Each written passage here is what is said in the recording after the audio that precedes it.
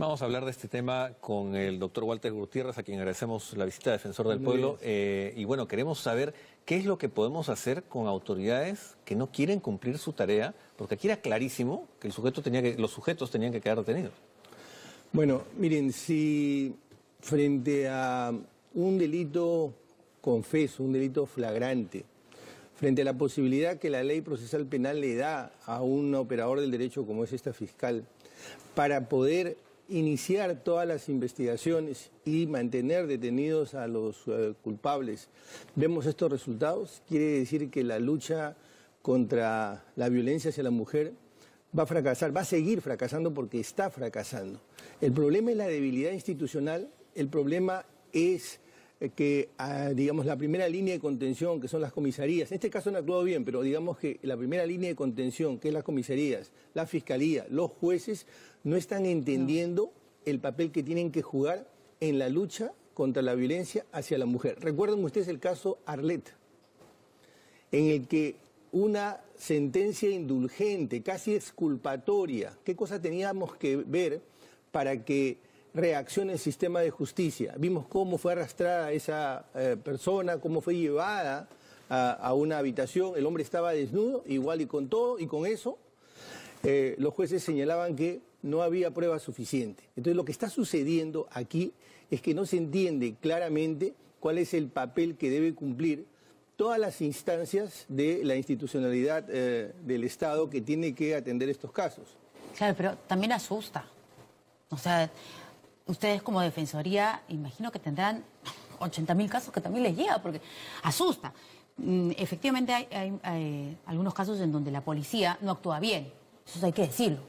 Ahora sí actúa bien, hay muchos casos donde actúa bien, pero luego no actúa la Fiscalía, o después el Poder Judicial se lava las manos. Entonces, uno como ciudadano, mujer, hombre, en general, ¿a dónde vamos? ¿Qué hacemos si los operadores de justicia no quieren hacer su trabajo? ¿Cuál es la alternativa que nos queda? Porque acá esta fiscal incluso hasta le puso liquid paper a su sello para evitar que la vinculen con el caso. Ya, porque se vaya a Nazca. O sea, ¿qué hacemos? Sí, yo creo que hay que formularnos una pregunta que yo diría que es terrible.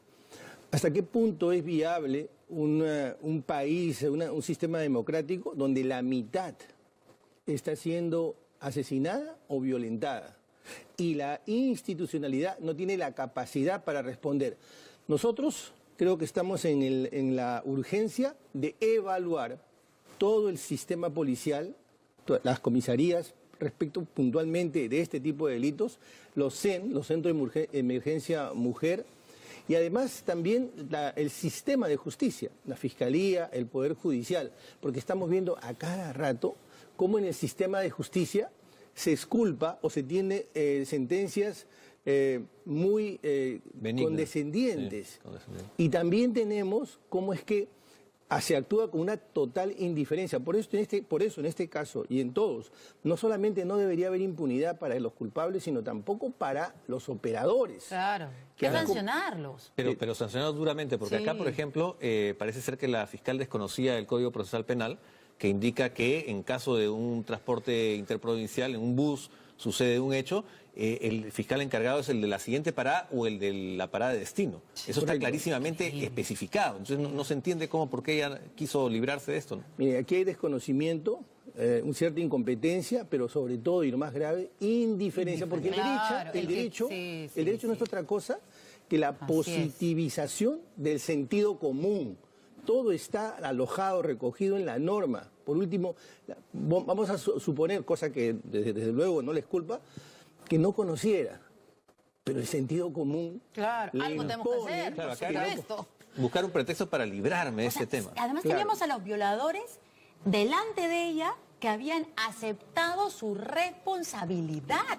O sea, le estaban diciendo a la fiscal que sí habían violado a esta mujer. Entonces, no puede ser que la fiscal se tape los ojos o que borre los hechos con liquid paper. Por eso es positivo que el propio presidente de la República haya decidido liderar este tema, porque es un tema central, es un tema de primer orden. En la base de todo sistema democrático está la igualdad y la seguridad de las personas, y en este caso de las mujeres. ¿Pero en qué lidera el presidente de la República? O sea, ¿cómo? El dicho, pues. ¿Ah? Bueno, justamente a nosotros nos corresponde, a ustedes les corresponde y a nosotros nos corresponde de que esto no sea simplemente declarativo. Hace un momento acabo de decir que es fundamental evaluar cómo están funcionando, que tienen casi 20 años, los centros de emergencia mujer, cómo es que funcionan las comisarías, cómo es que funciona el sistema de justicia.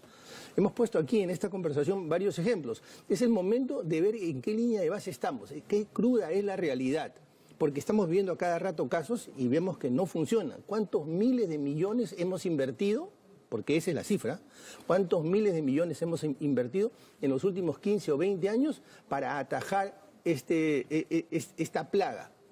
Lo que pasa y no está funcionando, porque todos los indicadores, usted revisa todos los indicadores y todos vienen en ascenso. Sí. Por lo tanto, algo estamos haciendo mal. Por eso digo que sí es positiva la iniciativa del presidente, pero no hay que tomarla y no hay que aceptar que sea meramente declarativo.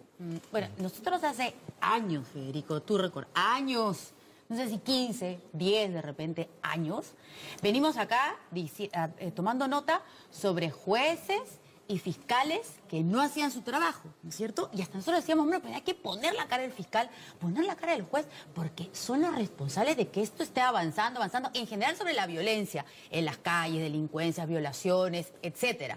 Y eso ha ido avanzando. Bueno, hoy ya vemos lo que está pasando. Claro, hay colectivos, ahora sí, que se están fijando en estos casos específicos, ahora.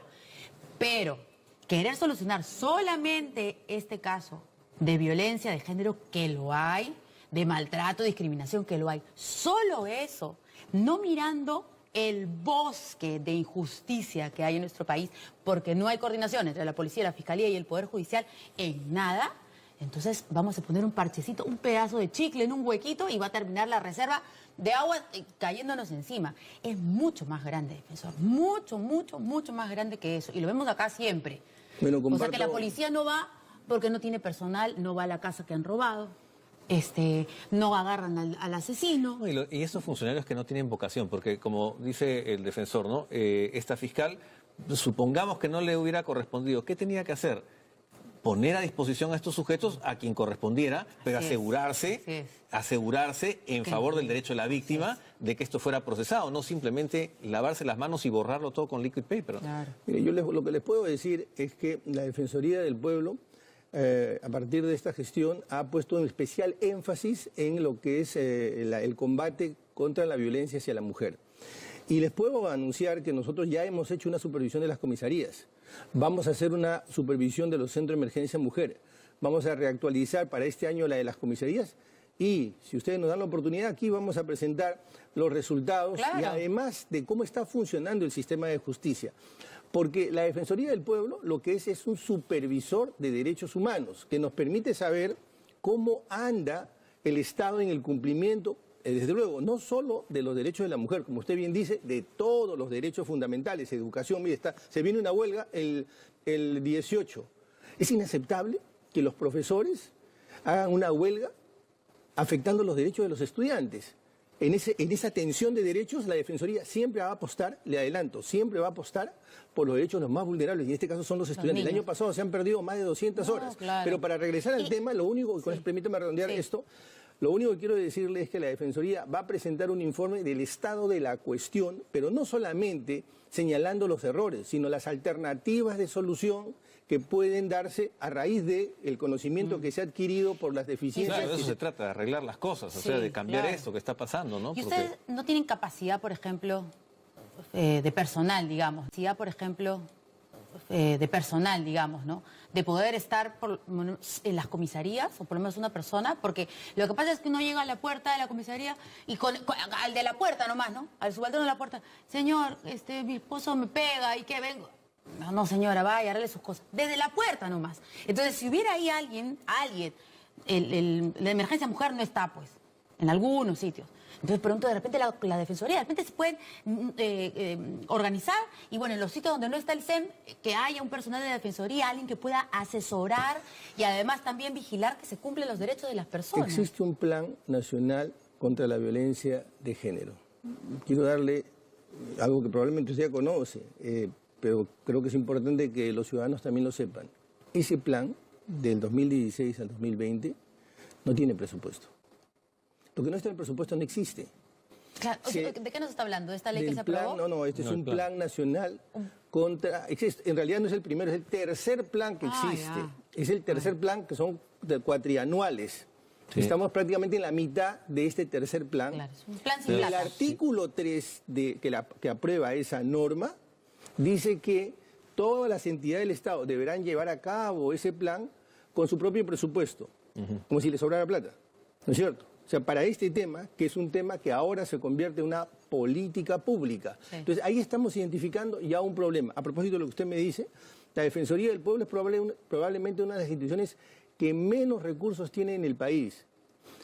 Le pongo un ejemplo. En el caso de la Contraloría General de la República, con toda razón se le ha asignado recursos porque se quiere combatir la corrupción. Más o menos tiene 700, 800 millones de presupuesto. La Defensoría tiene menos del 10%. Si usted cree en los derechos humanos, tiene que darle dinero al supervisor de los derechos humanos para que pueda controlar, para que pueda hacer... Es que ¿cómo no darle plata para luchar contra la corrupción? Por eso yo digo, no, entonces son demasiados los problemas que hay en son muchos temas. Son muchos temas. Claro, y hay que resolver. Y habrá que esperar pues el cuarto plan, ¿no? Pues de repente para el cuarto plan...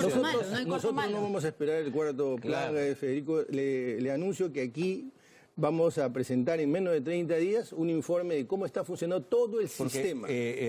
Verónica preguntaba si podía haber un representante de la Defensoría en las comisarías y tal, pero ¿por qué no más bien orientar eso para el trabajo de ustedes, digo, para que la Fiscalía cumpla con lo que tiene que cumplir y la Policía cumpla, por ejemplo, con una capacitación para los que están en la puerta, los policías que están en la puerta de las comisarías y sepan orientar a la gente? O sea, eso no es tan complicado, ¿no? Claro que no es tan complicado. La Defensoría, cada vez que hay este tipo de denuncias, inmediatamente actúa y se apersona. Y la Defensoría también tiene un plan de formación y capacitación a todos los funcionarios del Estado, empezando por los policías. O sea, a veces no solamente la capacitación, Federico.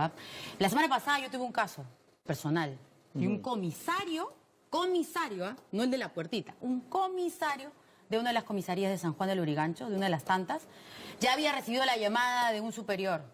Ya sabía que estaba yo, periodista, detrás del caso. Ya sabía que el Ministerio de la Mujer también estaba detrás del caso. Tenía a la víctima ahí, a los fiscales ahí, a los agresores ahí. Y se jaló a la víctima un costadito. Y le dijo, ¿estás segura de lo que vas a hacer? Entonces, si un comisario, luego que tenía ahí la presión de todas las personas que le digo, en presencia de los hijos, del agresor y de la víctima, se la jala un costadito, entonces yo dije, ya, pues estamos perdidos. O sea, ¿ese comisario no sabe? Es un tema de enfoque, es un tema de incorporar en el sentido de hacer cuerpo de este concepto de que la mitad del país no puede estar a merced de este tipo de ataques, ¿no? Bueno, muchas gracias, defensor. Esperamos sus resultados. Lo van a tener. Lo vamos a poner acá definitivamente. Muchas gracias.